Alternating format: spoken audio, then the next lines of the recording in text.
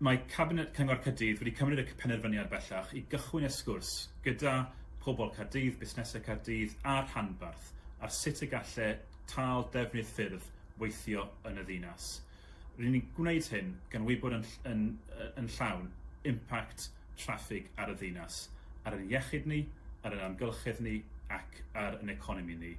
Yn yr wythnos y cyhoeddon ni yn adroddiad Cabinet, cyhoeddodd Coleg Imperial yn Llundain i adroddiad nhw i ansawdd aer, oedd yn confirmio'r hyn rwy'n ni'n gwybod fod aer gwael yn cael effaith andwyol ar iechyd, meddyliol a chorfforol pobl. Rydyn ni'n gwybod fod allyriadau carbon o drafnidiaeth ffordd yn cyfrannu 40% o holl allyriadau carbon Caerdydd. Ac rydyn ni'n gwybod fod traffig yn brifo'r economi gan gostio 109 miliwn i economi Caerdydd yn 2019 yn unig. Felly mae'r angen am ymyrraeth yn glir. Dyn ni wedi clywed yr adborth dros y bythefnos diwetha, concern o ran fod y trafnidiaeth gyhoeddus ddim ddigon da. Byddwn ni'n cytuno gyda'r asesiad hynny. Dyna pam mae angen cael sgwrs onest nawr am beth gallai y system drafnidiaeth edrych fel a sut ydyn ni yn datgloi y buddsoddiad sydd yn angenrheidiol i greu y fath system.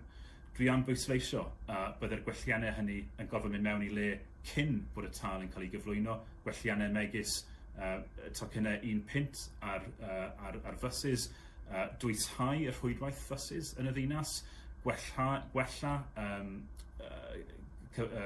gwella rwts i'r rhanbarth a gwella y system drem yn y ddinas hefyd.